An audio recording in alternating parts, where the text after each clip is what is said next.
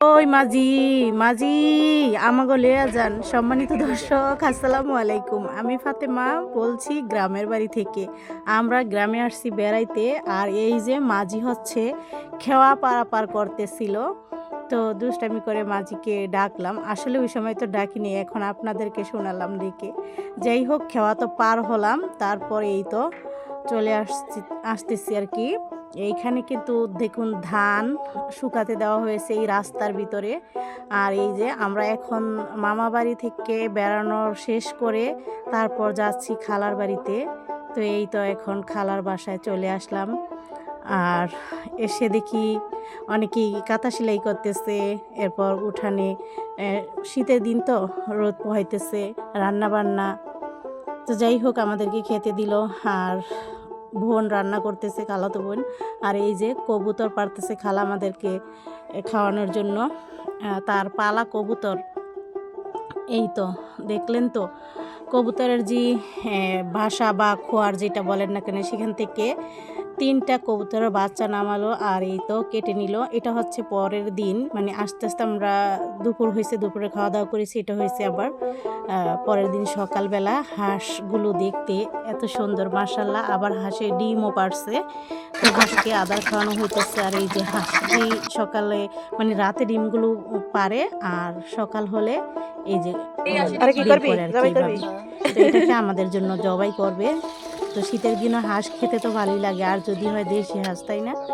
এখন গরম পানিতে ভিজিয়ে নিল, তারপর পাকগুলোকে সুন্দর করে বেছে নেওয়া হচ্ছে, তারপর কেটে নেওয়া হচ্ছে। আর দেখুন কত সুন্দর ছাগল ছানা, গরু ছাগল এগুলো কিন্তু আমার খালু পালে তাদের নিজেদের। তো এখন হচ্ছে আমরা একটু চলে গেলাম লাউ খেতে। মানে লাউ তো বাড়িতেও আছে, আবার হচ্ছে এই মানে পাশেও আছে, ক্ষেতের পাশে। তো সেখান থেকে আমি হচ্ছে লাউ কাটলাম। আর এই তো লাউ নিয়ে আসলাম। করলা, মানে করলা ধরছে, বেশি একটা ধরে নেই, কিছুদিন পর আরও বেশি ধরবে। আর দেখুন লাউয়ের ফুল কত সুন্দর, তাই না? আর করলার ছোট ছোট মানে কড়া ছাড়ছে। তো দেখুন এই যে রাস্তার মানে খালের পাশে কত সুন্দর বড়ি গাছে বড়ি ধরে আছে। আসলে এই বড়ি গাছগুলো কারো না, মানে 2 সাইডে এখানে একটা মানে নদী বললে হবে না, এটাকে খাল বলে, চিকুন খালের পাড়ে বড়ি গাছ আছে। বিভিন্ন জায়গায় এরকম গাছগুলো থাকে। তো যার খুশি সে খাবে, কিছুদিন পর বড় হবে তখন। আর এই যে গরুর জন্য এই ঘাসগুলো বোনা হয়েছে আর কি। তো আমরা হচ্ছে দুপুরের খাবারটা এখানে বসে খাইতেছিলাম। আর মা হচ্ছে আতপ চাল যে ভাঙানো হয়েছে, তো সেগুলোকে এই তুষ আলাদা করতেছে, মানে এগুলোর যে কুড়াটা আছে সেটাকে ঝেড়ে এইভাবে আলাদা করতে হয়। তো মা কিন্তু চাল জানতে পারে, কারণ তারা তো করে অভ্যস্ত আছে, অবশ্য আমিও পারি। যাই হোক, আমরা একসময় করতাম। তো এখন আমরা চলে যাব হচ্ছে কলাই শাক খেতে। কলাই শাক তেমন একটা হয় না, কিছুদিন পর অনেক হবে এখানে। তো এখন আমি, আমার বোন আর বোনের মেয়ে হচ্ছে কলাই শাক তুললে তারপর আনবো বাসায়। এরপর হচ্ছে ছোট ছোট করে কেটে রান্না করা হবে। তো কলাই শাক কীভাবে তোলা হয়, মানে ধুইতে হবে না, এগুলো হচ্ছে এই যে খেরকুটা দেখলেন এগুলোর উপরে থাকে। আর এত বিলের মাঝে কোনো ধুলাবালি কিচ্ছু নাই, মানে কুকুর বিড়াল কেউই কিন্তু ওখানে যাবে না। যার কারণে এই শাকগুলো খেতে থেকে আগাগুলো ছিঁড়ে এনে সরাসরি রান্না করা যায়, কারণ এখানে কোনো ময়লা থাকে না, যার কারণে ধুতেও হয় না। আর আমরা কিনা শাকগুলো খাই, ওগুলারে তো চুবাইয়া তারপর হচ্ছে ভালো মন্দ পানিতে নিয়ে আসে, তারপর আমরা বেছে তারপর সেগুলোকে ধুই, যার কারণে ওই শাকগুলো খেতে ভালো লাগে না এবং অনেক পানি উঠে যায়। 2 জন মিলে কাটলো আর কি, আমার মা আর আমার ভাইয়ের বউ, মানে খালাতো ভাইয়ের বউ। খালার বাড়ি কিন্তু আমরা আসছি। তো এখন নদীতে গোসল করতে যাইতেছে। এখানেও গোসল করা যায়, এটাতেও জোয়ারের পানি ছিল একদম তাদের বাড়ির লগে, কিন্তু আমরা একটু মানে দূরে যাইতেছি, ওইখানে একটু খোলামেলা, যার কারণে। তো এই হচ্ছে আমার খালাতো বোনের মেয়েরা, ওদেরকেও নিয়ে আমরা মজা করে নদীর ওই পারে যেয়ে হচ্ছে গোসল করব। এই পাশেও করা যায়, তবে এই যে নৌকাতে ওঠার জন্য, দুষ্টামি করার জন্য ওই পাশে যেয়ে হচ্ছে গোসল করব। তো দেখুন অনেক ঠান্ডা লেগে আসছে, ভয়েসগুলো একদমই সুন্দর আসতেছে না, সবাই জানেন। যাই হোক, এই তো ওরা আবার এই পারে আইসা উপরে উঠছে, দুষ্টামি করতেছে, হাঁটাহাঁটি করতেছে। আর আপনাদের ভাইও কিন্তু গোসল করতেছে, আমিও গোসল করবো। ভাবিও নেই যে আমি গরম পানি ছাড়া গোসল করতেই নেই, এখানে এসে ঠান্ডা পানি থেকে গোসল করলাম। এখন কাপড়গুলো ধুয়ে নিচ্ছি। আর মনে হয় না জীবনে এভাবে আমার নদীতে সরাসরি কাপড় আর ধুতে পারবো, জানি না, আল্লাহ পাক কি ভালো জানে। কারণ এত সুন্দর পানি, আর এইভাবে করে অনেক আগে কাপড় চোপড় ধুতাম, নদীতে গোসল করতাম, কিন্তু অনেক বছর হয় সেগুলো আর হয় না।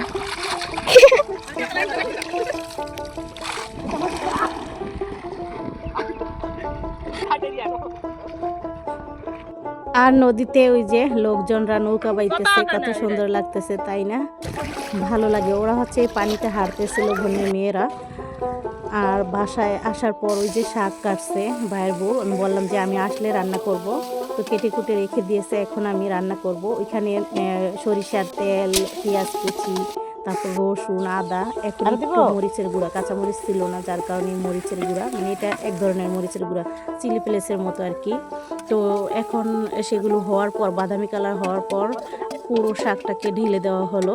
আপনাদের কাছে তো কাঁচামরিচ থাকলে সেটা দিবেনই। এইভাবে শাক তরতাজা রান্না করে খাওয়ার মজাই আলাদা।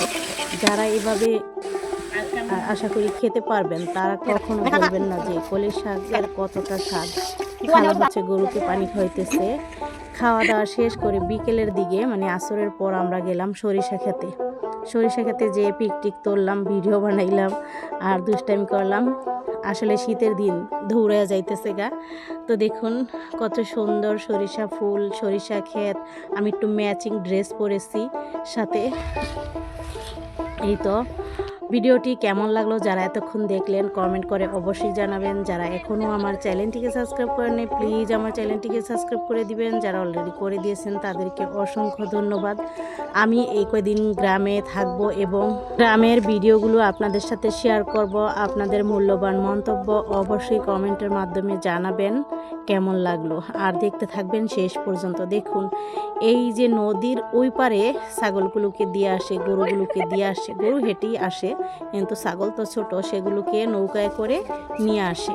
এই পাতাগুলো খুবই ঔষধি পাতা, দেখুন কত সুন্দর। এটাকে অনেকে কি বলে ভুলে গেছি, যাই হোক। আর এই তো কাঁচামরিচ গাছ, ছোট ছোট মরিচ ধরছে। এটা হচ্ছে সন্ধ্যার দিকে পিঠা বানানোর ধুম পড়ছে। এই তো ভাপা পিঠা, তারপর হচ্ছে সাজ পিঠা, ভিজা পিঠা, এইসব বানানো হইতেছে। গরম গরম পিঠা শ্বশুর আর জামাই, মানে ওইটা আমার খালু, আর এই পাশে আপনাদের ভাইয়া খাইতেছে, সাথে হাঁসের মাংস।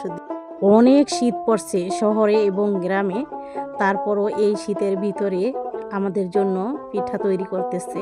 এটি কেমন লাগলো কমেন্ট করে অবশ্যই জানাবেন। সবাই ভালো থাকবেন, আল্লাহ হাফেজ।